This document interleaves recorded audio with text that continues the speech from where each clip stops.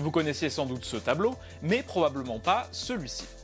Et c'est bien normal car cette image a été créée par une intelligence artificielle. Et je parle pas de super ordinateur réservé à des scientifiques, non.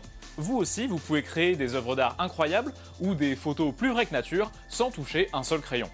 Depuis quelques mois, c'est une véritable révolution qui est en train de se mettre en place dans le domaine de la création artistique. Avec de plus en plus d'outils accessibles gratuitement à tout le monde et qui donnent des résultats impressionnants. Alors, comment on fait ? Eh bien, il suffit d'aller sur un des nombreux sites qui ont été ouverts au public récemment. Parmi les plus connus, vous avez par exemple Dali, Midjourney, qui est accessible via la plateforme Discord, et Stable Diffusion, qui est un logiciel que vous pouvez télécharger vous-même, mais qu'il vaut mieux en général utiliser via d'autres sites. Ensuite, vous n'avez qu'à décrire en quelques mots la scène que vous voulez voir apparaître, en anglais. Vous validez, vous attendez quelques secondes, et... ouais, c'est normal, hein, c'est rarement bon du premier coup. Mais on peut améliorer ça en rajoutant des mots pour préciser la situation ou le style, et si vous n'avez pas d'idée, vous pouvez trouver l'inspiration sur des sites qui regroupent justement des images et leurs prompts, c'est-à-dire les mots qui ont été employés pour les créer. Puis il faut retenter, retenter, retenter, jusqu'à avoir un résultat à peu près satisfaisant. Et s'il reste des détails gênants, vous pouvez même effacer une partie de l'image, puis la remplir encore une fois avec ce que vous voulez. Et tout ça, c'est sans parler de la transformation d'image pour faire de vos dessins d'enfants du travail de pro, de l'extension d'image pour imaginer ce qui se passe autour, de la création d'animation en modifiant légèrement le contenu d'une image à l'autre, bref, les possibilités sont presque infinies.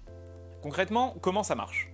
Comme vous vous en doutez, c'est très compliqué, donc pour résumer, des informaticiens ont créé des algorithmes alimentés avec des centaines de millions, voire des milliards d'images récupérées sur Internet, avec à chaque fois une description écrite.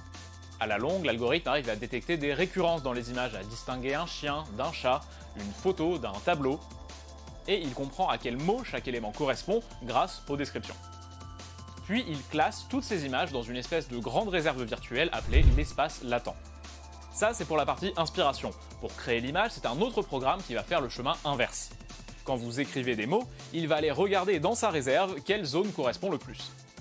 Puis il va essayer de recréer les éléments visuels qu'il trouve dans cette zone, avec à chaque fois une part d'aléatoire, d'où le fait qu'une même phrase pourra donner des résultats complètement différents. D'où le fait aussi que le résultat soit parfois un peu bizarre, incohérent ou très douloureux à regarder. Ces programmes ne sont pas encore parfaits.